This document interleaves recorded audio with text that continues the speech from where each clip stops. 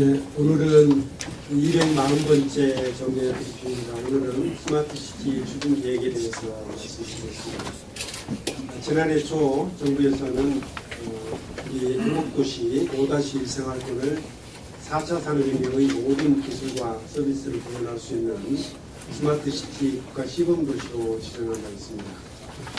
정부가 추진하는 국가 시범도시는 신기술의 테스트베드, 그리고 도시문제 해결과 산업 정책이고 또 산업 혁신 생태계 조성이라는 세 가지 목표를 방향으로 설정해놓고 추진되고 있고, 국가 시범도시를 플랫폼으로 해서 자율주행차, 스마트 에너지, AI 등 4차 산업혁명의 다양한 미래 기술이 직접 구현되도록 하고, 데이터 기반 스마트 도시를 운영해서 도시 문제를 해결하는 한편 신산업을 발굴 육성하는 데 목표를 두었습니다.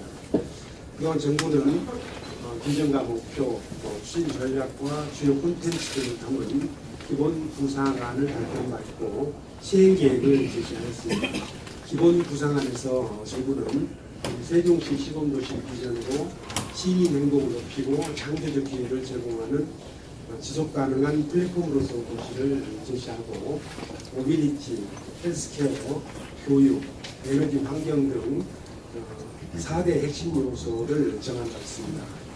올 2월에 대통령께서 선정하신 바 있는 부산 엑스포에서 열린 스마트시티 혁신전략 보고회에서 발표한 시행계획에서 세종 국가 시범도시에 지난해부터 2022년까지 5년 동안 공공부문에서 9,500억 원을 투입해서 도시 기반을 구성하고 교통, 에너지, 헬스케어 등 혁신 기술을 접목해서 산업 생태계를 조성하고, 민간 부분에서는 5,400억 원을 투입하여 창의적인 비즈니스 모델을 통해 혁신적인 스마트 서비스를 제공하도록 하겠다고 지시한 바 있습니다. 그리고 올 3월에는 스마트시티 국가 시범도시 세종 부산 추진단을 출범시켰습니다. 본격적인 사업 추진을 위한 조직 체계를 구축한 것입니다. 우리 시 또한 정부의 사업 추진에 발맞춰서 스마트 산단 조성이라든지 자율주행 산업, 자율차 산업 육성 등 다양한 사업을 추진했습니다. 세종 스마트시티 국가 산업단지 조성과 관련해서는 한국토지주택공사와 운무협약을 체결해서 세부 계획을 수립하고 대비 타당성 조사에 대비하는 등 사업에 필요한 절차를 차근차근 진행되고 있습니다.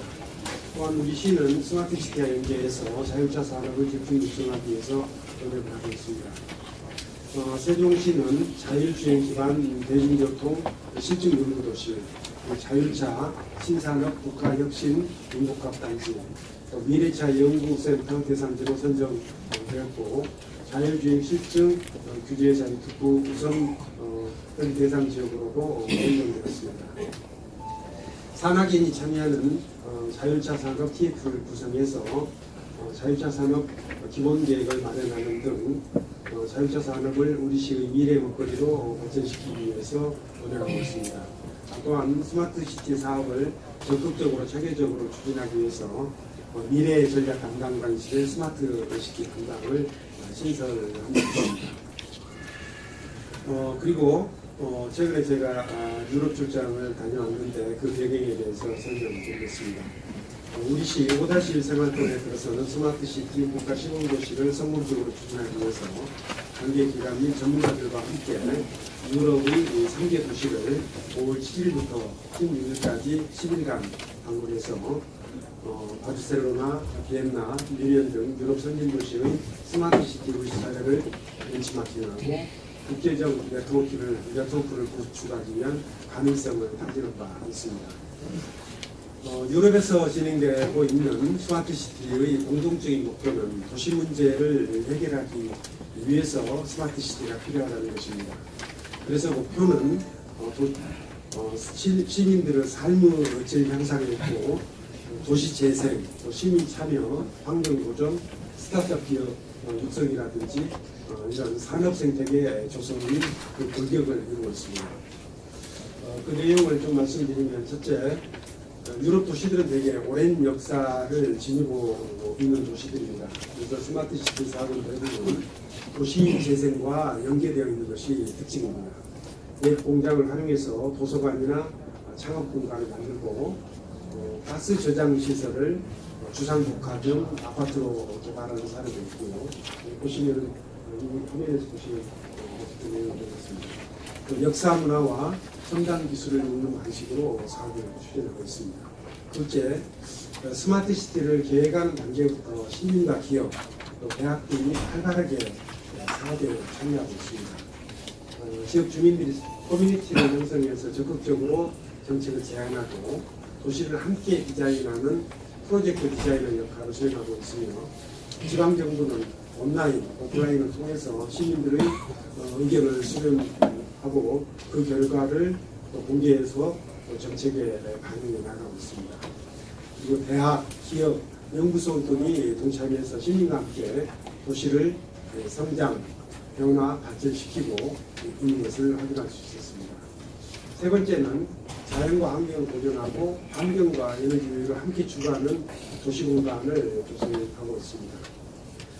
스페인 바르셀로나 경우에 승용차가 다니지 못하도록 하는 수도블록을 만들어서 여기 보시면 지금 줄과 둘사이 있는 것이 하나하나 블록인데 블록이 110m까지 110m 정도 됩니다. 이것을 9개 정도씩 모으면 가로 세로 한 400m가 되고 그렇게 되어 있는 곳에서 안에 있는 도로나 도로 부분은 차가 못 다니게 하고 그 공간을 시민들이 휴식과 여가를 즐길 수 있는 그런 공간도 만들어 나가고 있는 그런 사례를 뜻깊게 봤고 그리고 오스트리아 비엔나의 경우에 아스페른이라는 신도시를 좀 개발하고 있는데 규모는 우리 5-1 생활권도 규모라고 볼 수가 있겠습니다.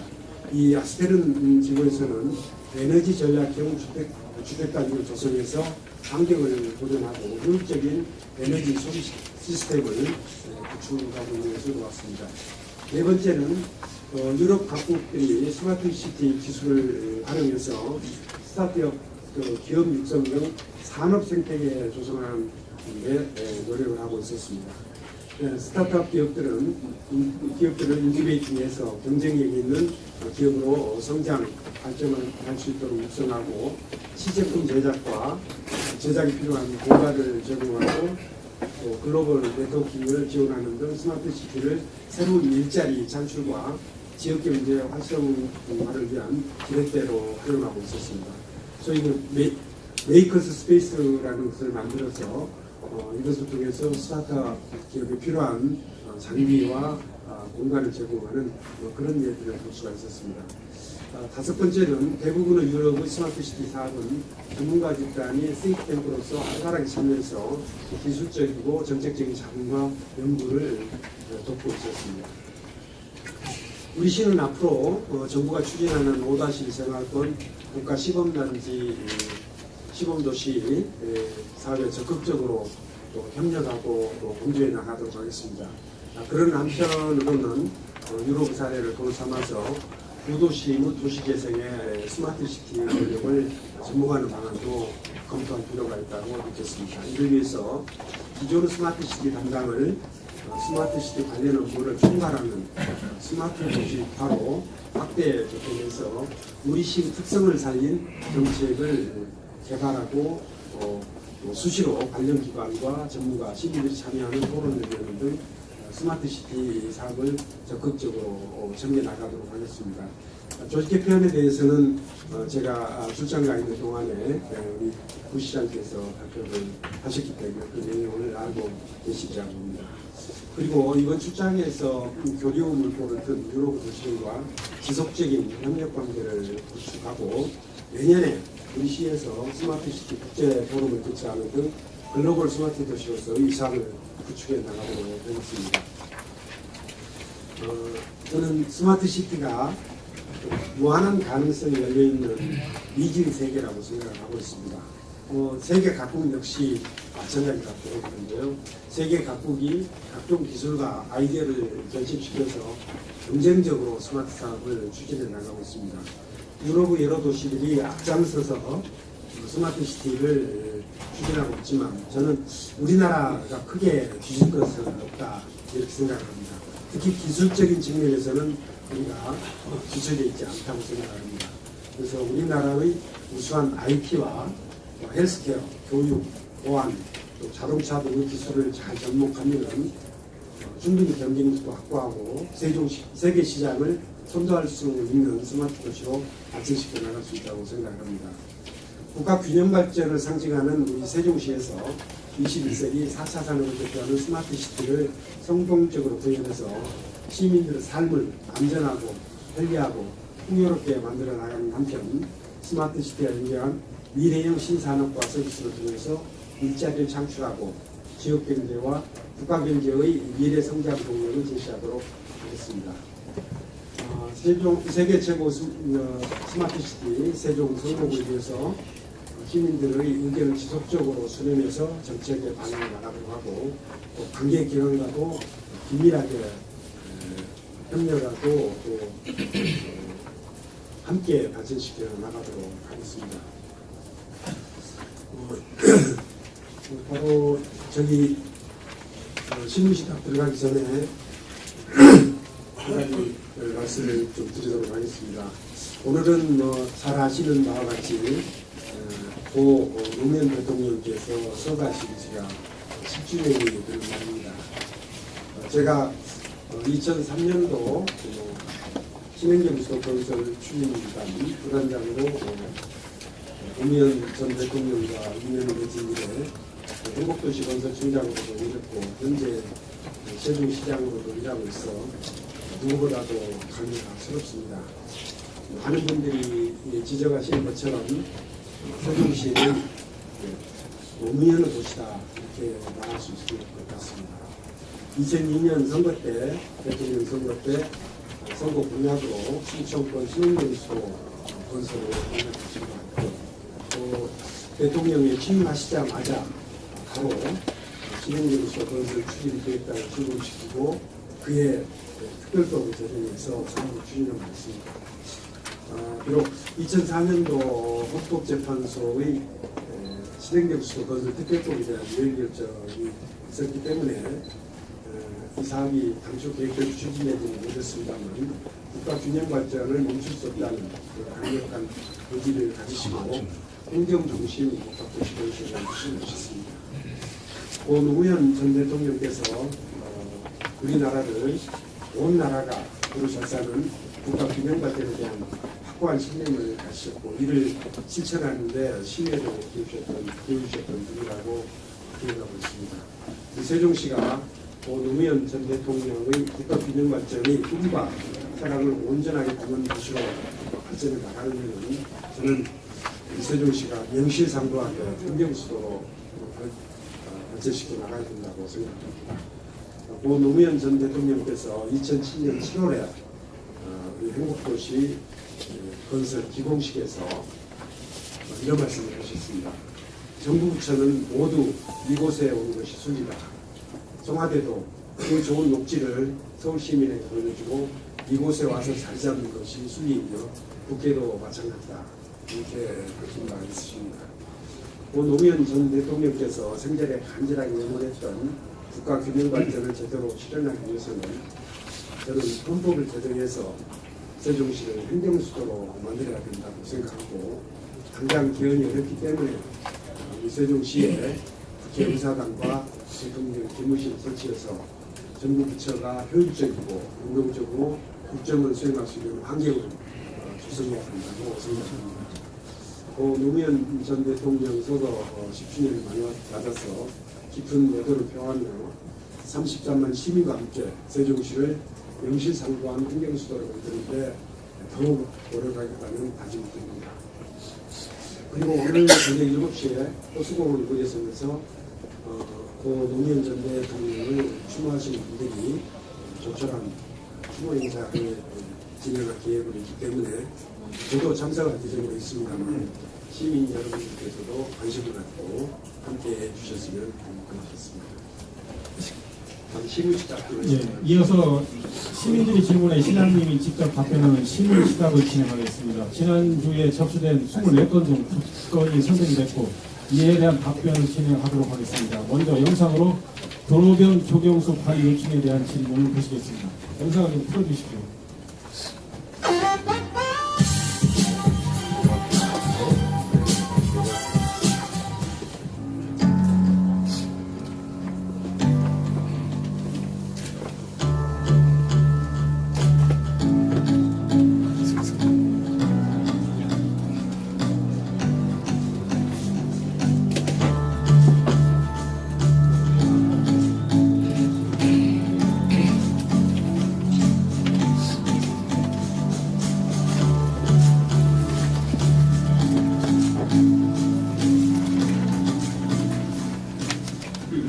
예, 다음 질문은 시민을 대신해서 제가 대신 질문을 하도록 하겠습니다.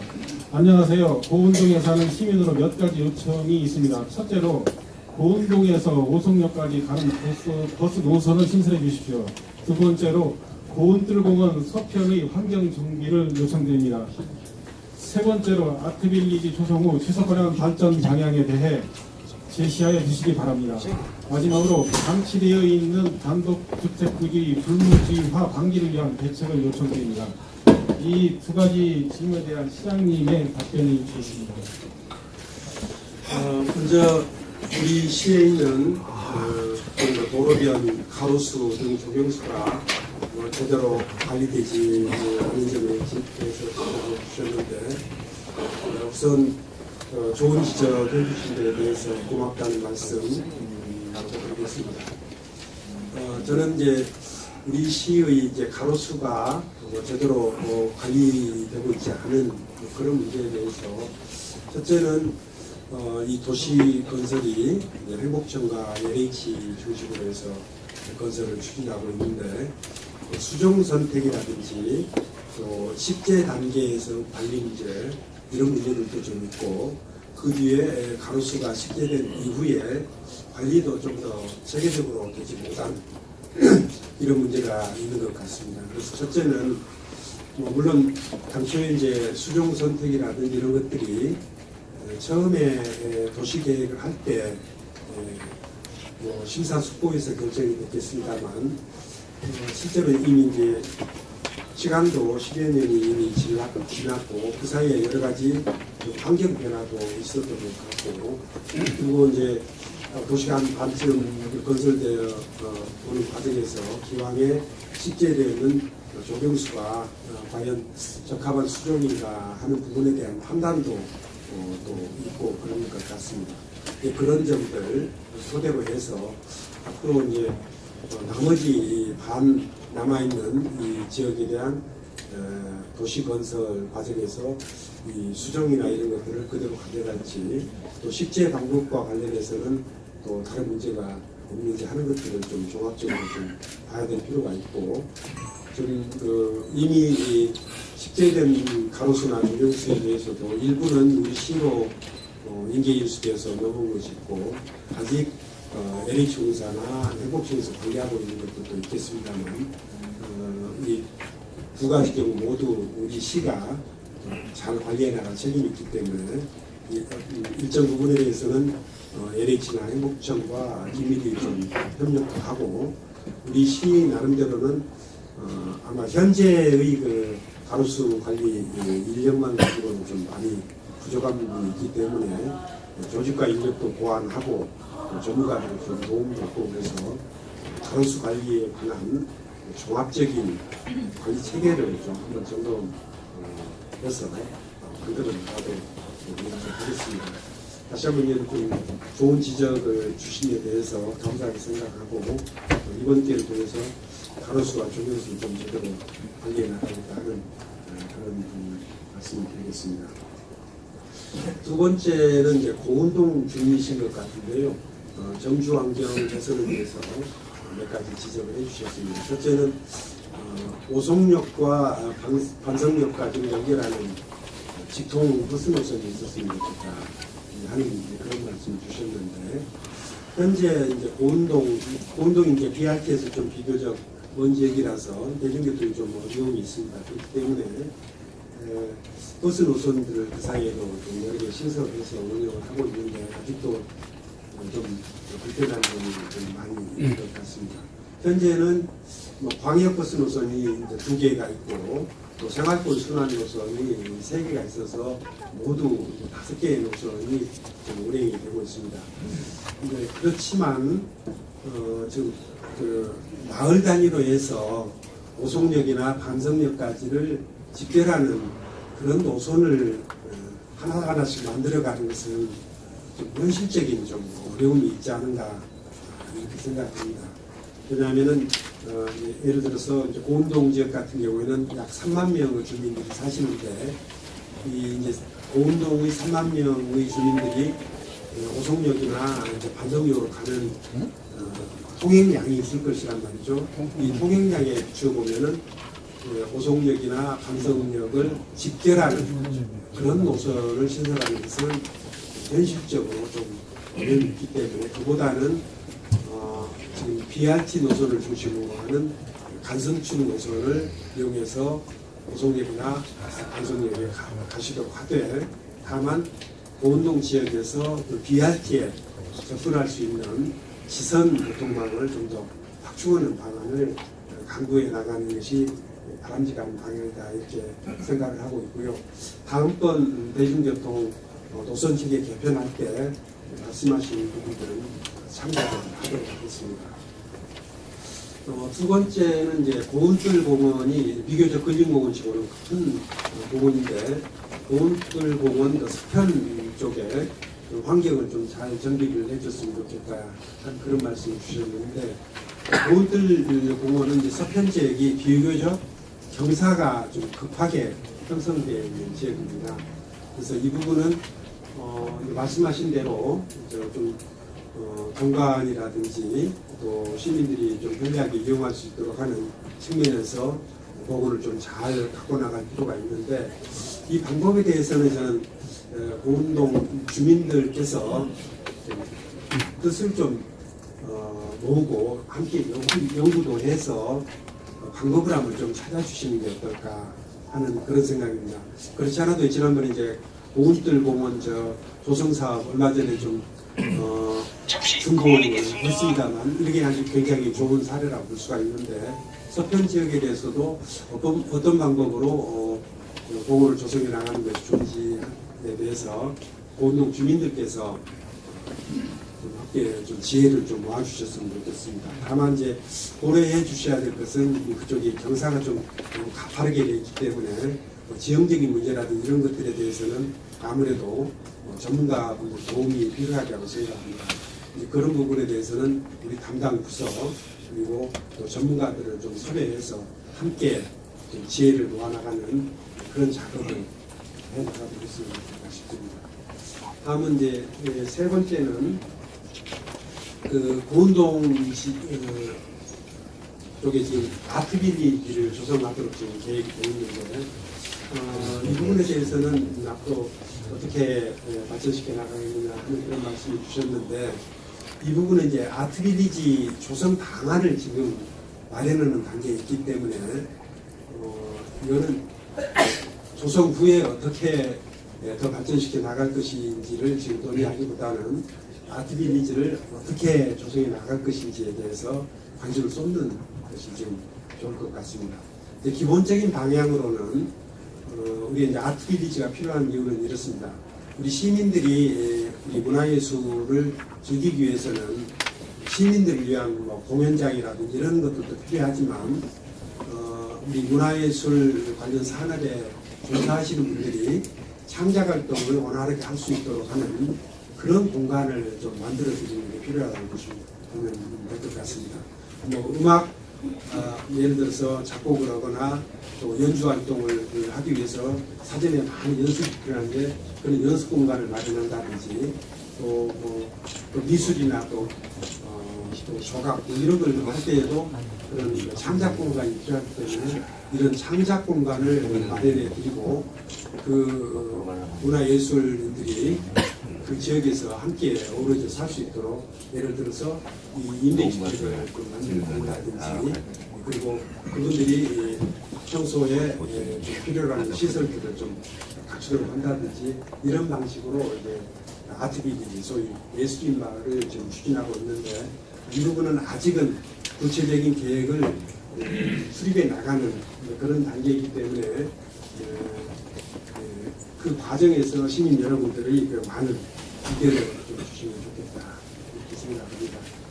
그리고 네 번째는 단독주택 부지가 이제 고운동 지역에 많이 있는데 이 단독주택 부지들이 좀 장기간 건축이 이루어지지 않고 있고 그러다 보니까 거기에 뭐 쓰레기를 갖다 버린다든지 잡초가 무성하게 자란다든지 그런 문제가 있는데 이 부분은 아무래도 이제 사유지이기 때문에 토지 소유자 그러니까 이 땅을 단독주택 부지로 분양받은 분들에게 좀 협조를 구해서 좀 관리를 좀 잘 하시도록 하고 그리고 우리 시에서도 쓰레기 처리라든지 쓰레기 수거라든지 이런 것들에 대해서 함께 좀 관심을 쏟도록 이렇게 하겠습니다. 그리고 고운동 주민들께서도 이 지역에 이제 뭐 쓰레기를 버린다든지 이런 것들을 좀 자제해 주시는 게 필요하지 않나 생각합니다. 네, 이어서 질의 답변 시간을 갖도록 하겠습니다. 질의하시기 전에 성함과 언론사 이름을 말씀해 주시면 고맙겠습니다. 네, 이희택 기자님.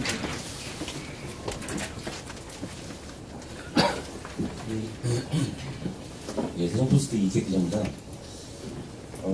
이제 이 오늘 브리핑 주제와 관련된 질문이랑 그다음에 다른 주제 하나 드리겠습니다. 여기 제목이 스마트시티 본격 추진이라고 이제 나와 있는데 이제 가장 시민들이 관심을 가질 만한 내용들이 좀 빠져 있어서 그 부분에 대한 설명이 좀 필요할 것 같은데요. 일단 그 시기적인 부분에서 최근에 행복청이 확인한 결과 2021년에 그 5-1 생활권의 입주자 모집 보고가 가능한 흐름이다라고 했을 때 2022년까지의 목표 시기가 여기 좀 나와 있는데 과연 가능할 것인가, 그 시기까지 스마트시티를 건설할 수 있는 것인가, 이런 거에 대한 그런 의문 부호가 좀 달리고 있고 그 부분에 대해서는 어떻게 좀 바라보고 계시고 그 다음에 그 내용적인 부분인데요. 그 예산 부분에서 총 이제 1조 4천억 원 정도 규모가 될 텐데 그 공공 부분의 9천억 원은 어떻게 예산을 조달하고 민간 부분 약 4, 5천억 원은 어떻게 조달할지에 대한 또 내용도 좀 빠져 있다 보니까 제대로 된 스마트시티가 갈 수 있겠냐 이런 의문들이 좀 있는 것 같습니다. 그거에 대한 질문 하나 드리고요.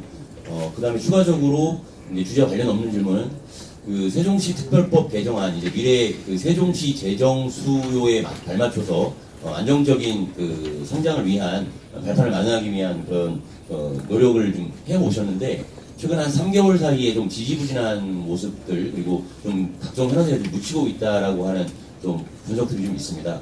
현재 그 정부 안으로 추진하는 부분이 좀 어렵다라고 한다면 의원 입법이라든지 이런 형태로 갈 수도 있을 것 같은데 그 부분은 좀 어떻게 구성하는지 질문 드리겠습니다. 우선 그 국가시범단지로 조성되고 있는 5-1 생활권의 스마트시티 조성 사업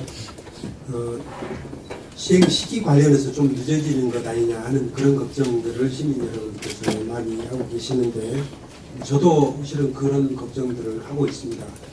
정부가 지금 계획하고 있는 일정은 금년 말까지 5-1 생활권의 개발 계획을 확정 짓고 내년도에 착공을 한다는 것이죠. 그렇게 되면은 이제 그 안에 이제 고층 아파트도 들어가고 일부 단독주택 단지도 들어가고 그러는데 아마도 아파트 경우라면은 2021년에는 입주자 모집 공고가 가능하게 될 것이고 또 단독주택 같은 경우에는 아마 입주도 2021년 이후에는 가능하리라 이렇게 생각합니다. 그렇게 된다 하더라도 2022년까지 5-1 생활권 전체를 준공하는 것은 조금 무리가 아닌가 하는 그런 시민들 걱정이 있는데 저는 이제 저도 뭐 조금 늦어질 수는 있을 것 같다라는 생각을 하고 있고, 좀 늦어지더라도 이 스마트 시티는 우리가 이제 딱 구상하는 대로 스마트 시티와 관련된 모든 기술 접목시키고 시민들의 아이디어를 최대한 반영시켜 나가는 것이 좀 필요하지 않나.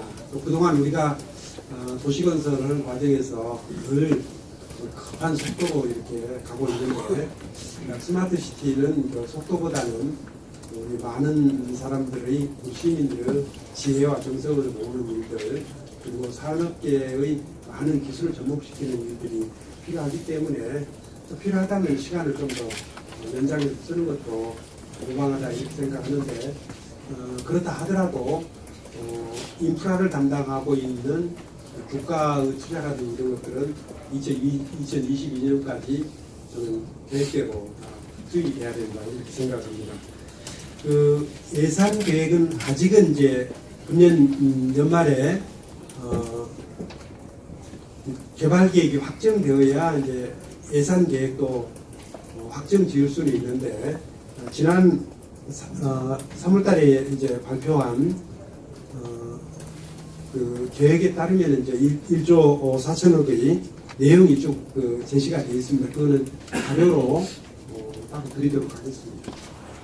그리고 세종시 특별법이 좀 지지부진하지 않느냐 하는 이제 그런 좀 지적의 말씀이 계셨는데, 우리 세종시 특별법에 이번에 이제 담고자 하는 내용이 크게 보면은 우리 지방자치와 관련된 우리 다른 지역보다는 먼저 좀 선도적으로 지방자치를 좀 깊이 있게 해나가기 위한 그런 내용들이 담겨있고, 일부 내용은 우리 세종시가 가지고 있는 앞으로 이제 재정 특례라든지 이런 두 가지 내용이 있겠습니다. 이 부분에 대해서는 관계부처 주로 이제 행정안전부를 비롯한 관계부처와 협의를 해나가고 있고, 또 세종시 특별법은 우리 또 국무총리께서 위원장이시기 때문에 국무조정실하고도 좀 협의를 할 필요가 있어서 그런 협의를 좀 진행을 하고 있고요. 그리고 이 부분에 대해서는 국회의 또 이해도 필요하기 때문에 국회에서 지난번에 제가 설명회도 개최한 바 있고, 그래서 그런 절차는 좀 착실히 좀 진행을 해오고 있는데, 그 입법 그 방법과 관련해서는 좀 고민이 있습니다.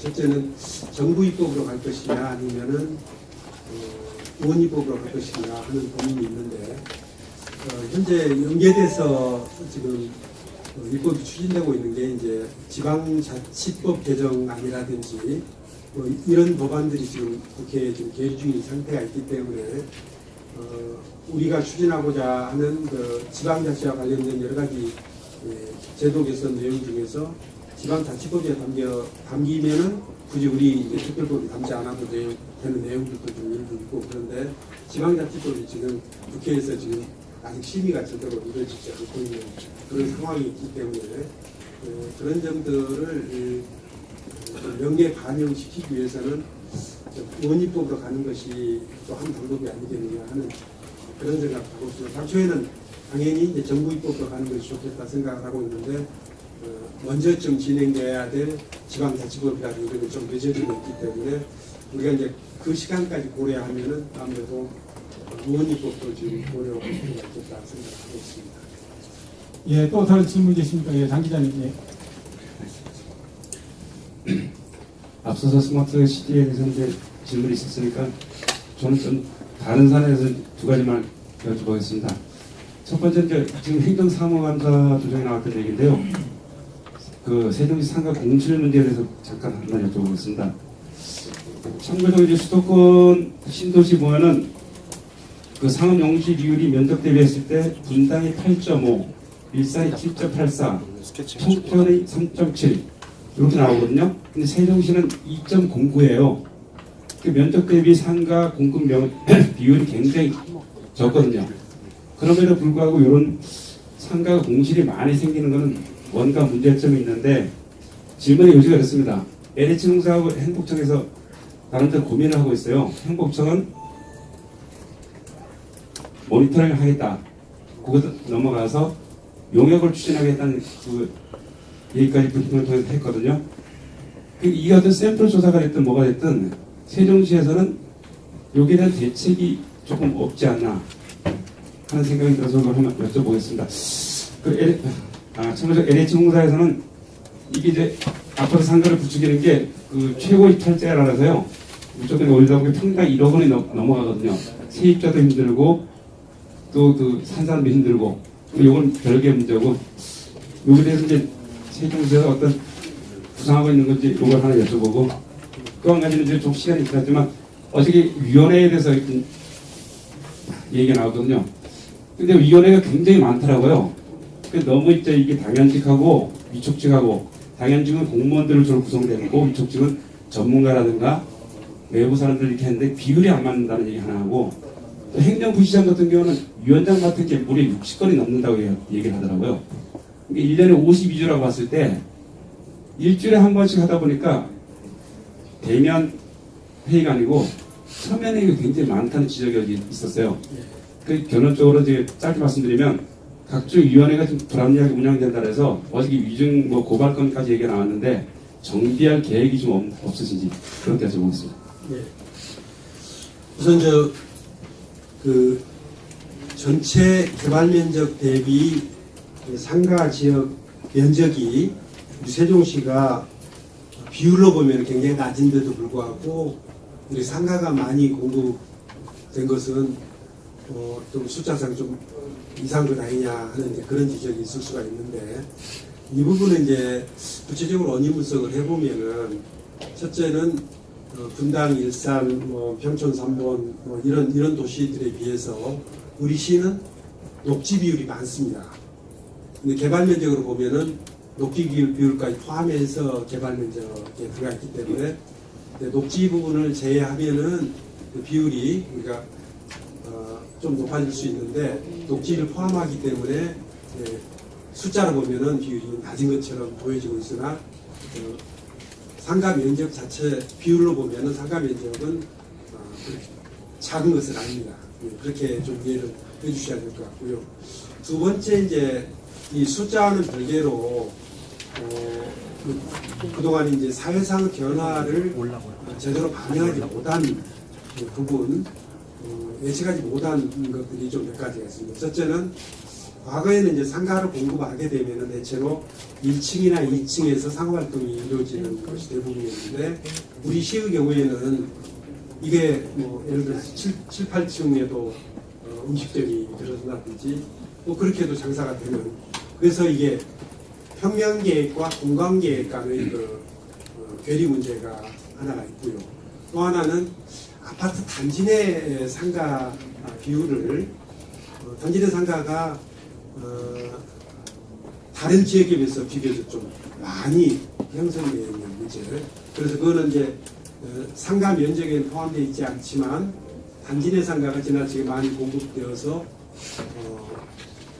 실은 상가 면적보다도 더 많은 상가가 공급된 또 그런 현상이 있는 것으로 이렇게 원인 분석이 된 것 같습니다. 그래서 지금 행복청 LH공사에서 이제 사전에 전문기관에 의뢰해서 조사 연구를 했고 그 결과를 토대로 해서 이제 같이 대책을 좀 강구해 나가고 있는데 우선 이제 생각할 수 있는 대책은 전 그 단지 내 상가에 지나치게 많은 상가가 공급되지 않도록 하는 앞으로 이제 개발될 지역에 대해서는 이제 그런 그 기준 자체를 좀 재조정하는 이런 것들이 좀 필요할 것이고요.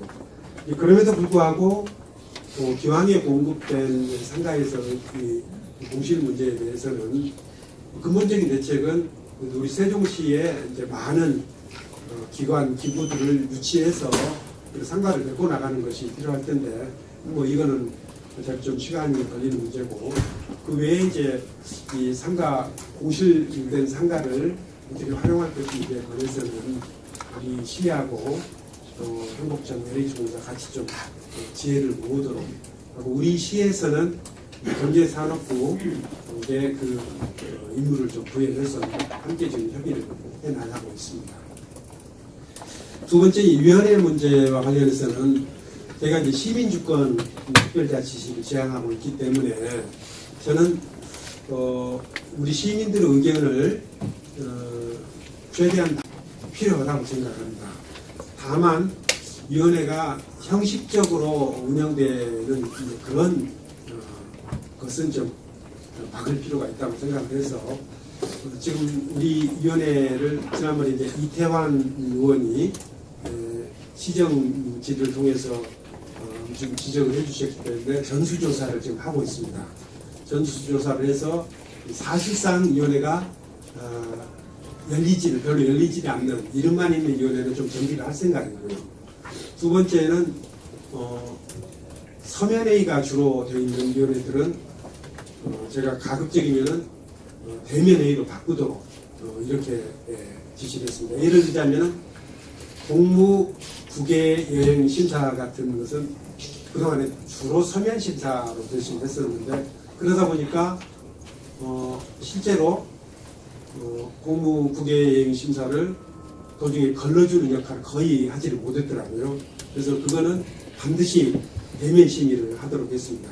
실제로 대면 심의를 하면은 여러 가지 좀 시간을 내기도 좀 어렵고 그럴 것 아니냐 그랬는데 그런 문제는 예를 들자면은 매일 아침 저희가 제 주제로 또는 부시장 주제로 아침 회의 같은 것을 하거든요. 그때 그 회의를 같이 한다든지 이런 방법을 통해서 얼마든지 해결해 나갈 수가 있을 거거든요. 그래서 가급적이면은 서면회의에서 대면회의로 바꿔나가는 그런 일들을 좀 할 거고요.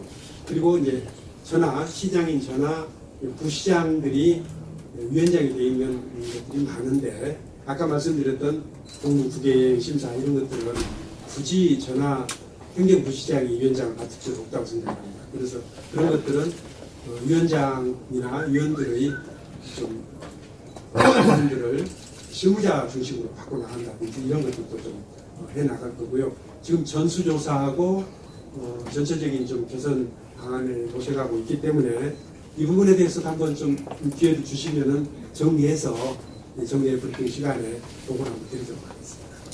예, 또 다른 질문 계십니까? 예, 이 기자님.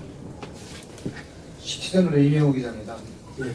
저는 이번 그 바르셀로나 다녀오신 것과 관련해서 질문을 드리는데 옛날 얘기지만 2000년도에 경기도하고 카탈루냐 자치정부하고 협약을 맺어서 당시에 안토니 가우디 국제대학원을 설립하려고 했었어요. 근데 그게 이제 지금 오늘날 국가훈령 전에 수도권 경비대 도기관으로 해서 그게 이제 표지서까지 세웠다가 실패를 했는데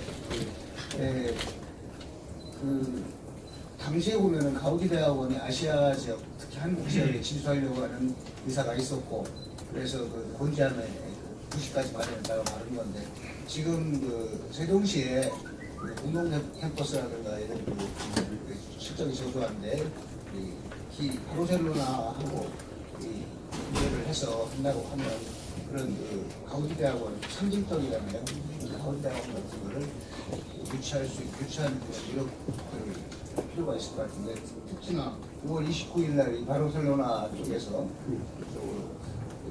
관계자들이 오는 것 같은데 그런 협의를 좀 하시는 의향은 없으십니까? 처음 듣는 얘기라서 가우디 대학원하고는 한번 좀 접촉을 한번 해보도록 하겠습니다. 유치원단에 도움이 될 것 같습니다. 이번에 이제 바르셀로나가 그 속해 있는 주가 카탈루냐 주입니다. 그 주 무역 투자청을 방문해서 거기 있는 7개 기업과 협의를 했는데 그 중에 한 2개 기업 정도가 우리 시를 바로 이달에 한 군데는 이달에 방문하기로 했고 또 다른 데도 좀 우리 5-2 생활권의 이제 스마트시티 시공 도시에 대해서 굉장히 관심이 많습니다. 그래서 관심 있는 기업들과 좀 긴밀한 좀 협력을 해서 투자 유치도 하고 또 그쪽 기업들로부터 좋은 아이디어도 찾아내고 또 국제적인 네트워크를 구축하는 것은 굉장히 필요하다고 생각합니다. 다만 이 사람들은 이제 그 관계 기업들이 오니까 아마 가우디 대학원하고 별 상관은 없을 겁니다. 그래서 가우디 대학원은 전 처음 듣는 얘기라서 그건 별도로 좀 접촉을 좀 해보도록 하겠습니다. 20년 전에 예, 이 기자님, 먼저 하시고 가만히. 두 가지만 여쭐게요. 마이크 좀 들고 해주십시오.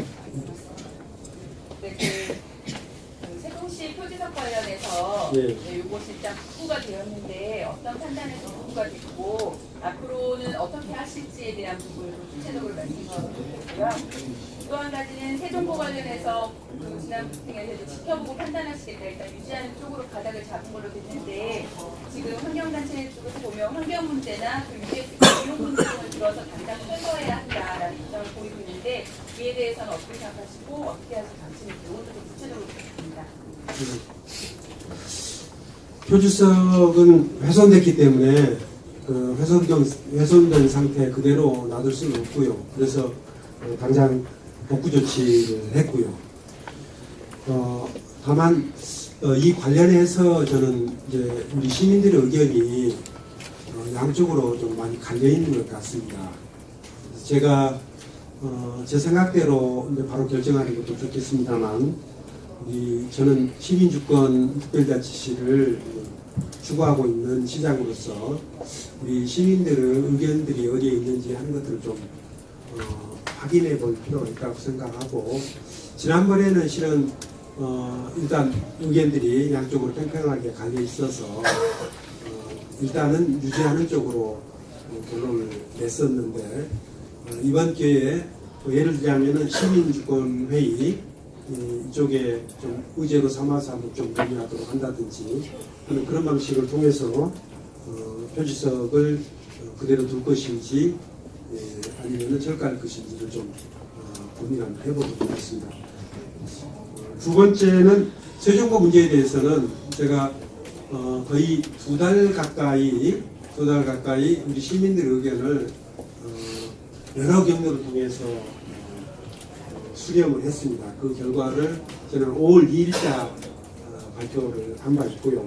저는 뭐 그 입장은 정확히 워딩 그대로 이해를 해주셨으면 좋겠는데, 지금 현재 우리 시민들 사이에서는 일부는 유지를 하자는 의견이 있고 일부는 해체를 하자는 의견이 있는데, 제가 볼 때는 비교적 그게 좀 팽팽합니다.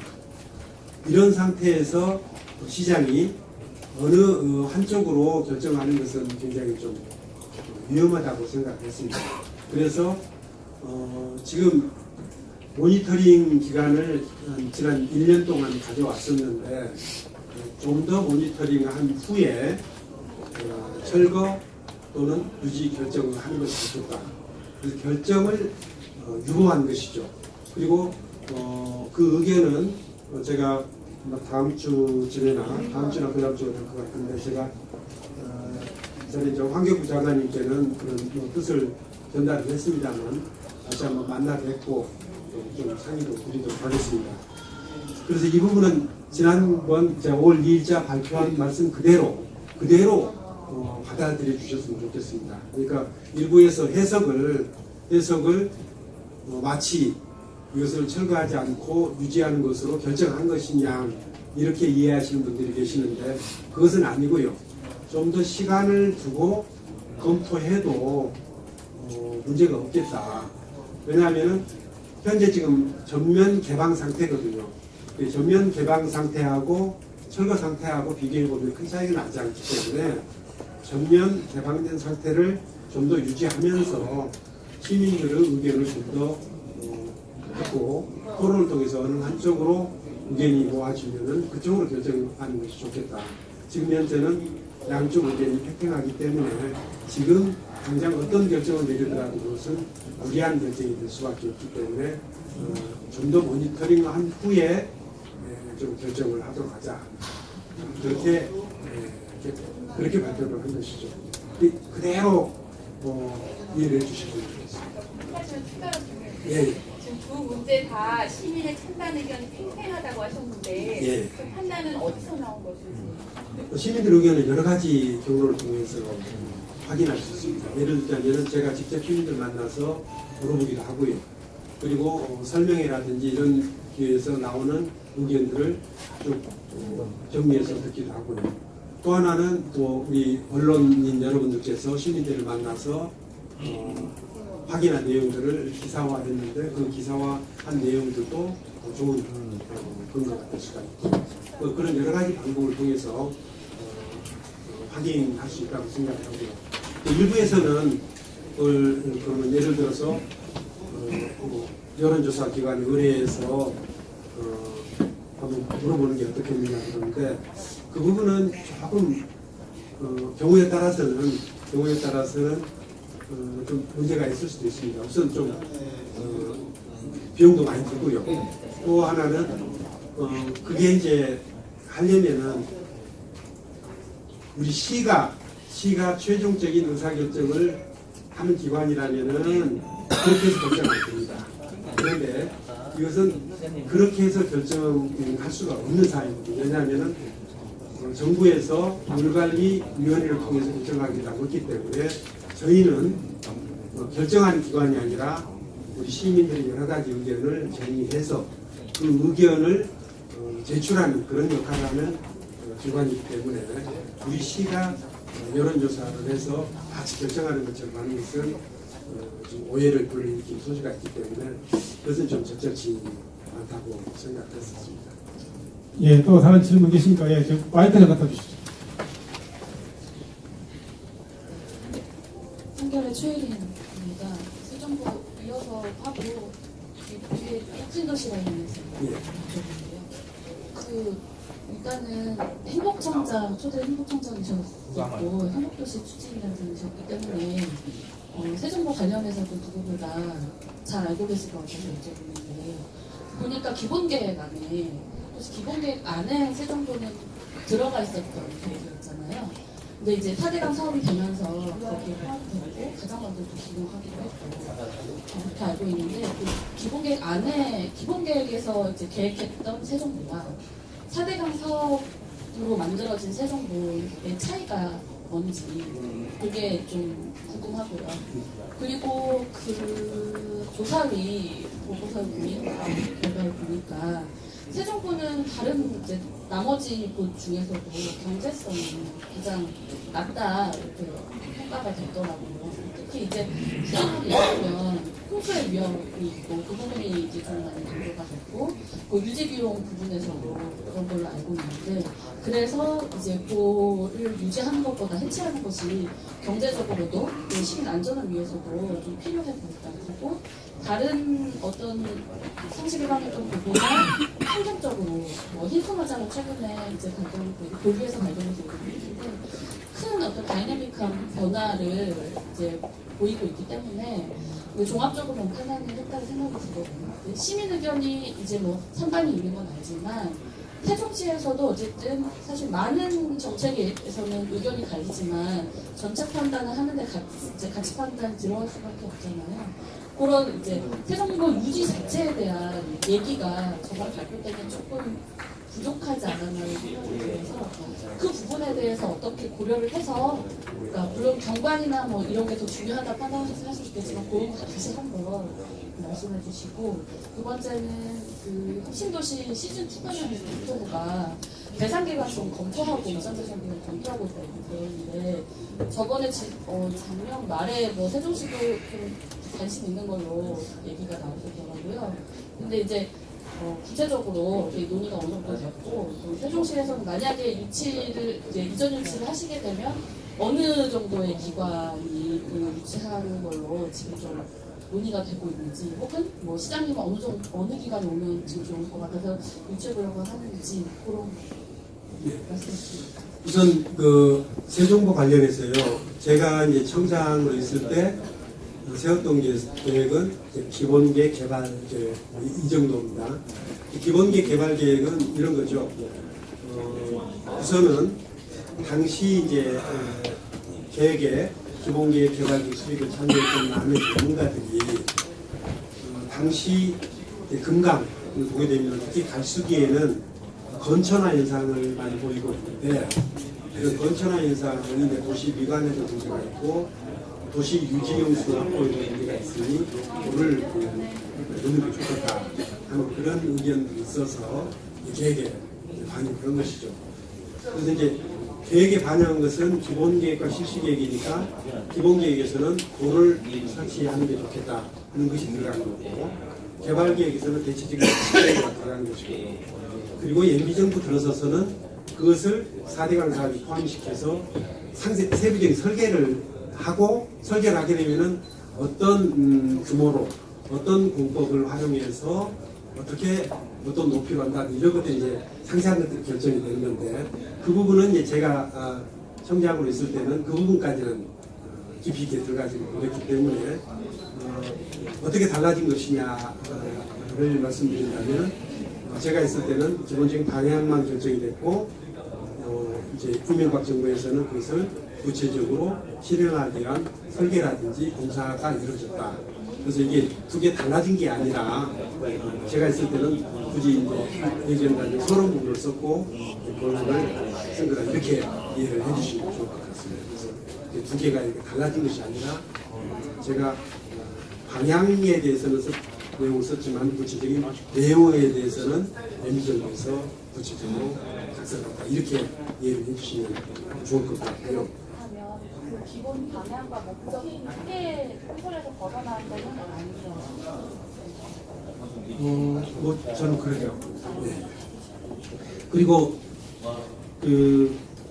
그럼에도 불구하고 지금 이제 도를 만들어 놓은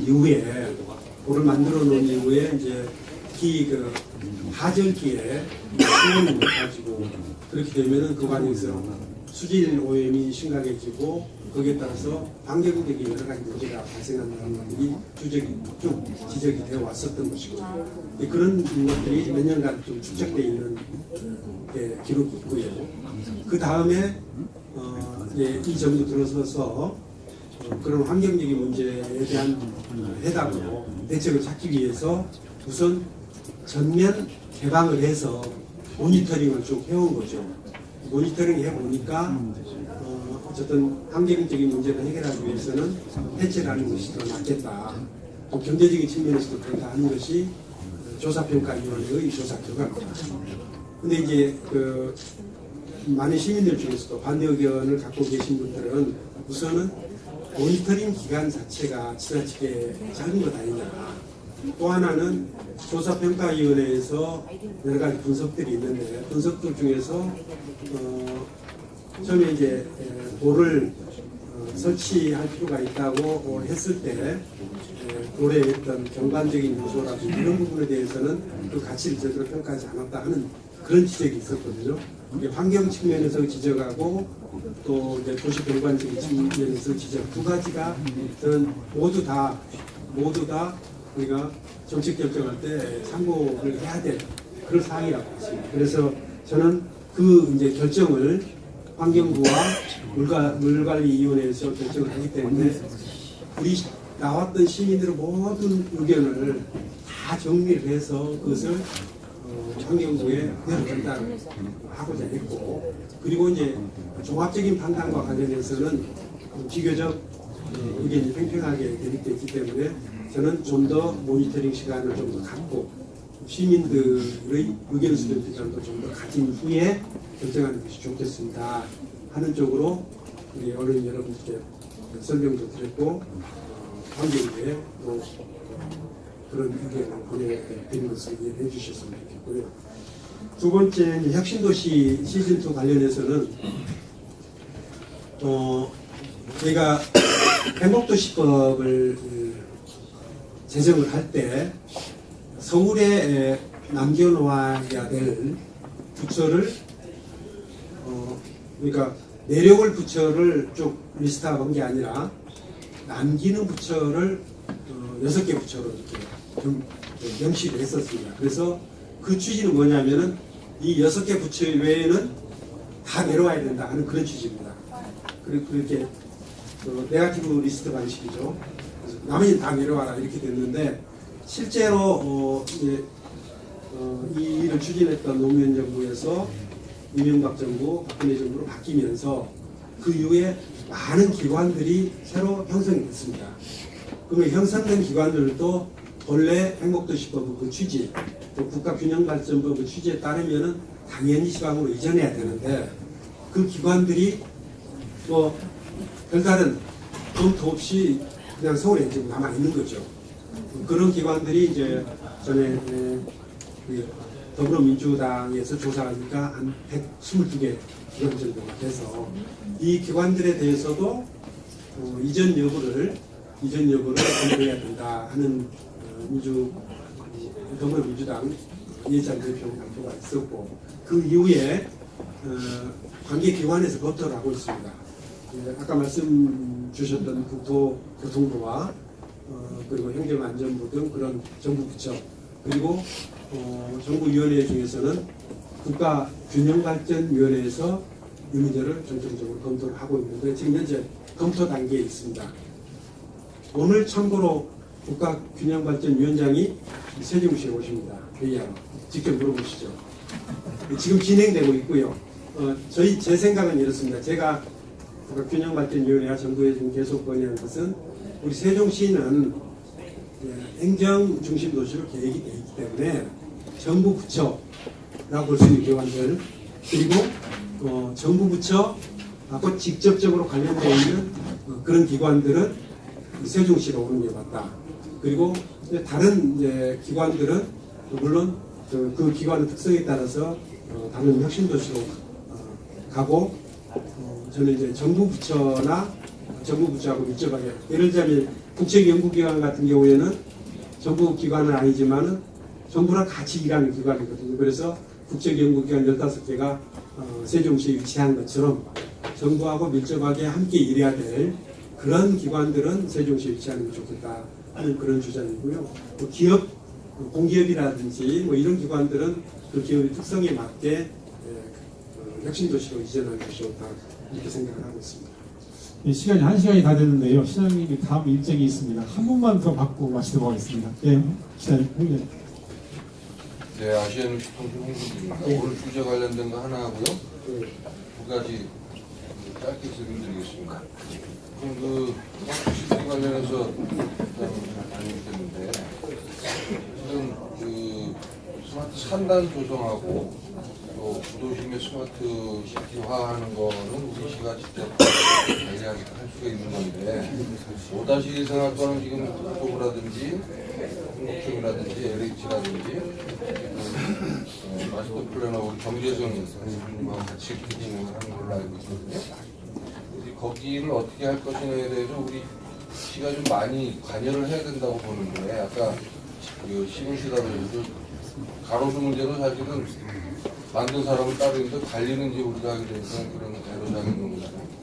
우리 시가 이 추진단에서 좀 어떤 역할을 하게 되는지 좀 구체적으로 좀 말씀해 주셨으면 좋겠고요.